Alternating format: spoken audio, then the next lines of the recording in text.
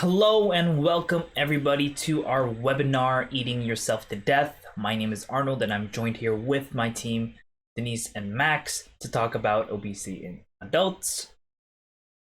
Some of the learning outcomes we've highlighted in today's webinar are learning about what obesity is, how does it affect health in adults, how can we prevent obesity, benefits in preventing obesity, and making the right choices. First off, what is obesity? Obesity, or being overweight, is defined as having abnormal or excessive fat that may result in various health risks. Now, that brings us to our next point. How does obesity affect adults? Well, there are various ways obesity can affect adults, ranging from cardiovascular diseases, mainly heart disease and stroke, which were the leading cause of death in 2012, musculoskeletal disorders, especially osteoarthritis, which is a highly disabling degenerative disease in the joints, and some cancers, including but not limited to endometrial, breast, ovarian, prostate, liver, gallbladder, kidney, and colon. Why is it important? Most of the world's population live in countries where overweight and obesity kills more people than underweight. With worldwide obesity tripling from 1975 to 2016, this is a rapidly growing problem that can be prevented. It is affecting the youth as well. Over 340 million children and adolescents aged 5 to 19 were overweight or obese in 2016. Now, diving a little bit deeper in obesity in Canada, in 2018, 26.8% of Canadians 18 and older, which is roughly 7.3 million adults, reported a height and weight that classified them as obese. Another 9.9 million adults, which makes up 36.3%, were classified as overweight. Now, this brings the total population with an increased health risk due to excess weight to 63.1% in 2018. This was an increase from 2015, where 61.9% of Canadians aged 18 and older were overweight or obese.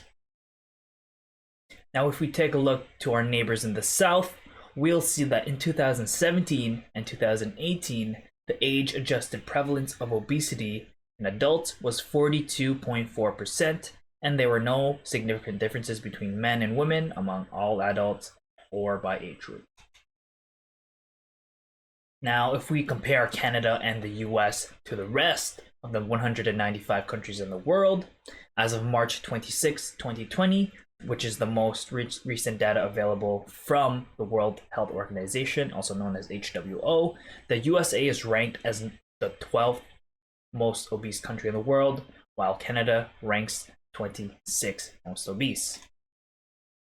Digging a little deeper into the rabbit hole, I found another listing under the WHO for the top 10 obese countries in the OECD. The OECD stands for Organization for Economic Cooperation and Development. The OECD is an intergovernmental economic organization comprising of 36 member countries with the goal of stimulating economic progress and world trade. They're also referred to as the club of mostly rich countries. Now, in this narrowed club of 36 countries, the USA is ranked number 1 and Canada is ranked number 4. How can we prevent it? Simple answer, exercise and nutrition. But on the public side, increase intake of fruits, vegetables, nuts, whole grains, and legumes, limit energy intake from fats and sugars, engage in a minimum of 60 minutes of physical activity a day for children and 150 minutes a week for adults. On the food industry side, make sure the health and nutritious food options are made available and affordable for everyone. Reduce the sugar, fats, and salts in processed foods, and restrict marketing of processed foods high in sugars, salts, and fats. So these are the benefits of preventing obesity. So overall, preventing obesity will lead you to living a better quality life. I'll go more in depth with that throughout this video, but first things first, preventing obesity would reduce your risk of cardiovascular disease. Some examples of cardiovascular disease would be diabetes, hypertension, high blood pressure, as well as high cholesterol. So an example of that would be lowering your blood pressure. So the more weight you gain, essentially, it's harder for your blood to pump, putting a strain on your arteries. Another example would be reducing your cholesterol. So it's not necessarily just high cholesterol, but it's the changes in your cholesterol panel.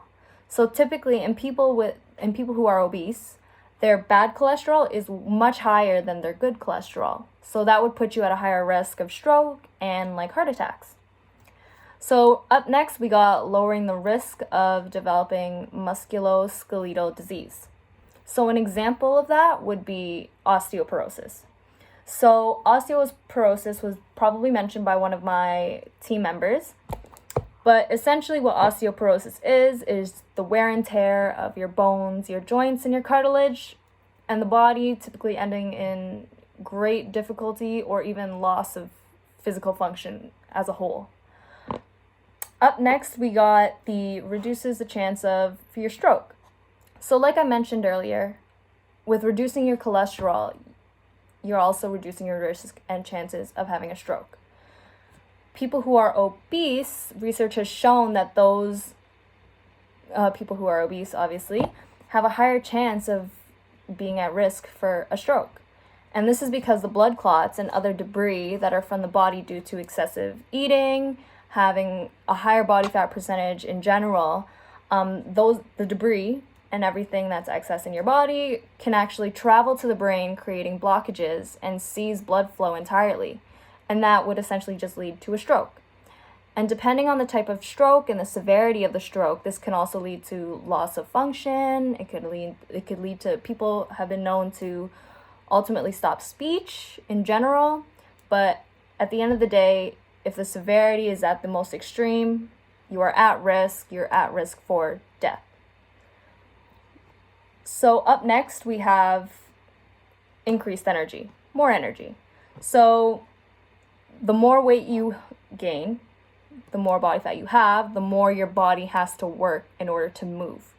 And so reducing your body fat, when you gain weight, it's just harder to move. But when you lose it, you have more energy to use to operate. So the next point that we have is overall better physical function. This basically goes in hand with having more energy. Having an overall better physical function will also allow you to do things that you weren't able to do beforehand. The next point that we have after that is just developing a better mindset.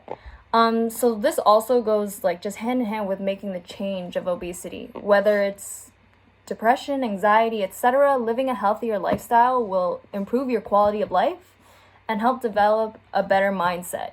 You'll be happier, you'll be more energetic, you'll be just the person that you were supposed to be and the person that you could be if you put the work to get to that point. Overall, all of these preventative measures will lead to a better quality of life.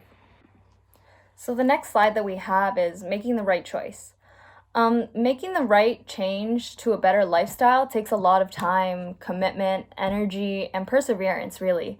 Obesity is a disease, and taking the precautions to avoid it at a young age is more important than waiting until it becomes a problem. With that being said, following preventative measures is a great starting point for those looking to really change their lives and their lifestyle, because ultimately, obesity comes in all ages, all different backgrounds, and it can truly make your quality of life better if you're willing to make the change. And there you guys have it. This is the webinar on eating yourself to death, obesity in adults. We hope that you guys have learned something new and perhaps gave you another type of perspective on how obesity can affect all of us. We hope you continue to make positive changes in your life and hopefully spread positive change towards others.